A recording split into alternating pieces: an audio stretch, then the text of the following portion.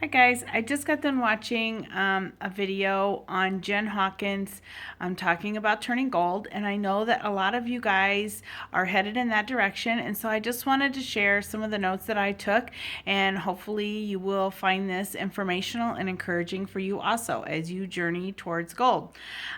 She stated that 3% of the company you are in the top 3% of the company once you turn gold, which I found that very interesting. And then she also stated that gold is the highest rank usually to hit. She is a diamond sapphire, and she stated that even her second time going gold was the hardest for her to do. And that reason being is a lot of times when you are turning gold, it's a journey that you take by yourself. You do have a few under you who are silver, but a lot of times they don't have a team yet. And so a lot of times you're still building off of your own level ones in order to get to gold. And so sometimes it takes a little harder. She shared that she just had an ambassador who has been with her 2 years, and she just turned gold. And so I found that really interesting. And she said that that ambassador really has a great perseverance spirit, that she never got down about how long it was taking her. And so it just goes to show that everyone has a different journey. And really, we talk about this all the time about the belief and the why, and that is just so important. So you have to have a good belief and a good why. But anyway, I wanted to share that with you because I know sometimes we get discouraged. We're told not to compare, but it's hard not to look up, down, and sideways and look at other people. And so we just have to remember our journey is ours, and so we have to take it at face value. Beyond gold and senior gold, she said it's hard to go beyond that without needing a team. And so that's when we need to learn how to duplicate. We need to learn how to become leaders at that point, because you really are going to need your team in order to move up further. And so we have to talk about the power of three. We have to be duplicating. We have to be training. We have to be looking for our runners. And she described what she looks for in runners. And runners are people that show up to team calls. They're always going to the events. They post consistently. They always participate on the team page, and they always are participating in challenges. So these are people that are actively showing interest in the company. They're doing everything, they're participating. And so when you see that happening in somebody, you want to look to them, because they are probably going to be your runners. And those are people that you really want to be pouring into and training and locking arms with. You want to talk to your runners about dreaming big. They need to make a dream board. They need to write down their goals, and they need to have their long-term goals that follow their dream, and they need to have their short-term goals that they can meet monthly. You need to have a training system down once you hit gold and senior gold, because you need to be able to train. Well, in order to do that, you have to have had some training. Well, you can look to your upline, or you can look to YouTube's. It's like she said, when she started, she really didn't have much, because she's at the beginning with Celeste. But for the rest of us, we really have no excuse, because there is a million YouTubes out there.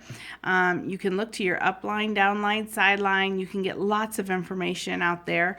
You need to just find something that works for your team and for you. And then, but you want to get to a point where you're not spoon feeding people. It's kind of just like parenting. We hope to raise our kids so that we feel confident when they get out in this world that they're not going to be eaten up alive, that they can make wise choices and good decisions, and that they can stand on their own. It's kind of the same way with our teams. You know, when somebody joins your team, you want to hopefully train them and equip them that they can take on their own team, and that you don't have to be there. They're not looking to you all the time, that they are the person that people are looking to. And so that is the goal there. Also, you don't want to forget your own income producing activity. Even though you are a gold or senior gold or, even ruby, you want to find your own time to do income producing activity. I have really promoted the 3-2-1 plus 1. And I really, really believe in that. It has really helped my business. And I think, we've talked about working smarter and not harder. A lot of us are working full-time jobs on top of trying to do the Plexus business.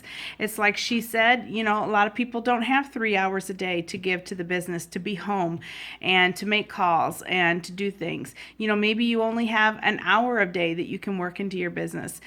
She said when she started out, she was working too, and she would get up earlier in the morning. She would stay up later at night. She forfeited TV for a year or so. I mean, sometimes you got to make sacrifices depending on what you want this business to be. If you just want to make a little bit of money to pay for your products or to make a car payment, that's fine. But if you want true financial freedom, you are going to have to make some sacrifices.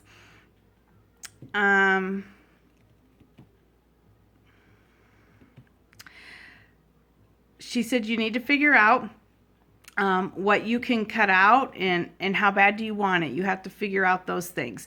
The main reason for income producing activity is because she said there's a third coming in, there's a third working the business, and there's a third going out. She said Celeste always talks about the bathtub theory. You don't want all the water to go out. You want to keep the stopper in because eventually, you'll have no team. So you need to be constantly working your business, doing the 3-2-1 or doing something that works for you. You want to try to go out or wide with your level ones. You want to keep trying to always bring ambassadors in because you never know who it is that's going to be your runners. So you always want to be working your business. Personal development leadership is very important. Because as we stated, once you are gold or senior gold, you need your team. So you need to be constantly watching YouTubes. You need to be going to events. You need to be showing up at team meetings. You need to be reading books. Anything you can do to pour into yourself. If you need to meet with somebody one-on-one, then that's what you need to do. I am always here for everybody. If you need to meet with me, I am pretty available in my life right now. My husband works second shift. I'm home in the evenings. So I am happy to Zoom call with you if that's what we need to do. I'm happy to do informational meetings, launch parties, whatever we need to do. Meet one-on-one with you weekly, but I want to help you to launch your business. And so I just thought that these were just really good tips, and I hope that you guys will take this and start doing this. And like I said, the income producing I think is the most important. You have to find some time in your day to do that. The posting is good too, but I think Laura Clow said on her last meeting, Facebook posting is passive marketing, but when you're looking for prospects, that's what's really going to change your business. When you are messaging people, when you are calling people, when you are talking to people out and about, when you're out and about and you're sharing the products, if you're handing out business card, that is truly what's going to change your business. We need to keep posting because people need to see that we believe in the products and that we are still here. And you are going to get some interest from the posting, but when you are personally messaging people, that is what has really changed for me. So I hope that you will take some of these tips that I said, and we will see you soon. Have a good day. Bye.